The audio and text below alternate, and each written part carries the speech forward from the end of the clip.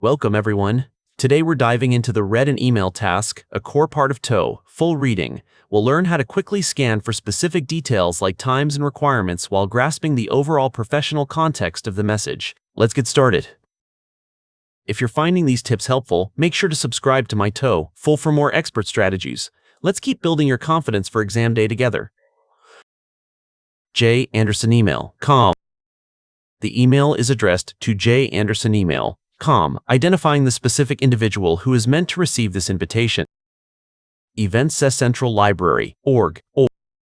This message is sent from Events Central Library org, which tells us the sender is part of a public organization's events department.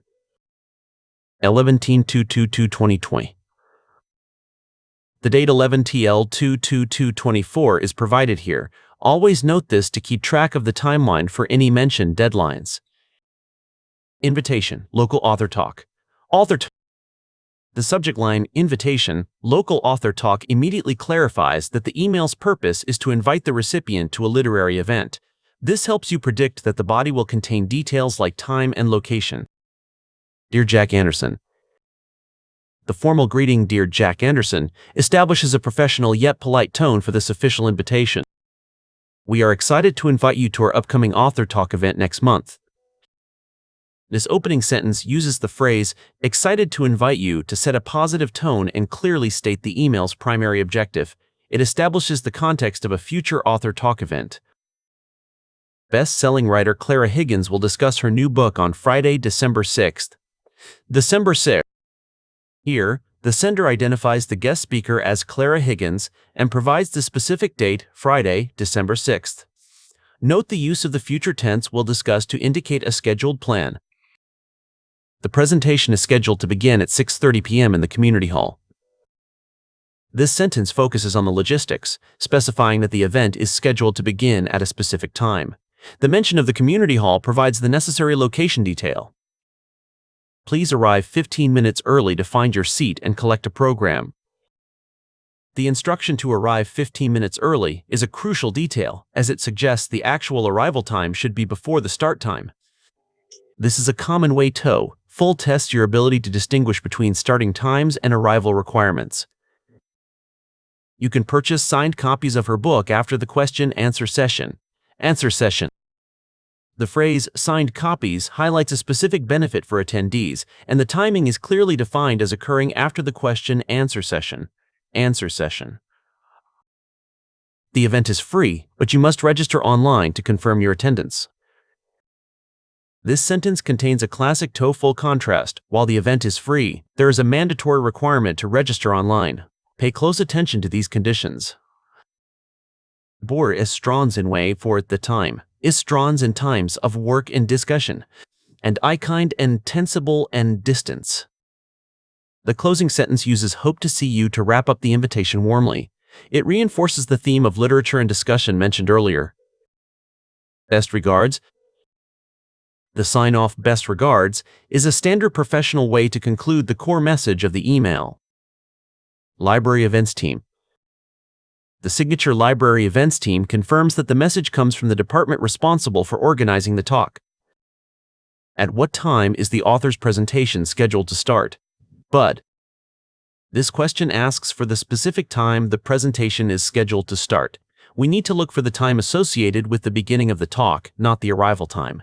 Now, let's look at our options. Let's take a closer look at option A. 5:45 p.m. Option A suggests 5:45 p.m., which is not mentioned in the text. The passage tells us to arrive 15 minutes early, which would be 6:15 p.m., not 5:45 p.m. We can eliminate this. Now, let's examine option B. 6:30 p.m. Option B mentions 6:30 p.m., which matches the text perfectly. The passage states the presentation is scheduled to begin at this exact time, making this the correct choice. Here's option C. Let's break it down. 6:15 p.m. Option C lists 6:15 p.m., which is the time you would arrive if you followed the instruction to be 15 minutes early. This is a distractor because the question asks for the start time, not the arrival time. Finally, let's look at option D. 6 p.m. Option D gives 6 p.m., but there is no mention of this time in the email. It does not correspond to any scheduled activity mentioned by the sender.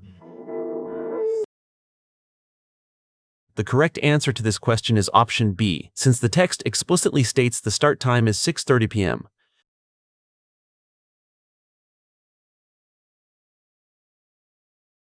What is required for people who want to attend this event? This question focuses on a required action for attendees. We should scan the text for words like must or register to find the condition for attendance. Now, keeping this in mind, let's look at our options. Let's take a closer look at option A. Bring their own book. Option A mentions bringing a book, but the text says you can purchase copies there, not that you must bring your own. This is not a requirement.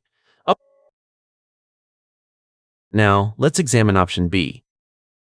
Join the library club. Option B suggests joining a club, but the email never mentions a library club as a prerequisite for this free event. Here's option C. Let's break it down. Purchase a ticket. Option C claims you must buy a ticket, but the text explicitly states the event is free. This directly contradicts the passage's information. Finally, let's look at option D. Register on the website. Option D says to register, which aligns with the instruction that you must register online to attend. This is the clear requirement mentioned in the text. Therefore, the correct answer is option D, because the text states registration is necessary to confirm attendance. When tackling email questions, always differentiate between the start time and the requested arrival time, as these are frequent distractors. Also, look closely at requirements versus optional activities, like buying books. Mastering these small details will significantly boost your TOEFL reading score.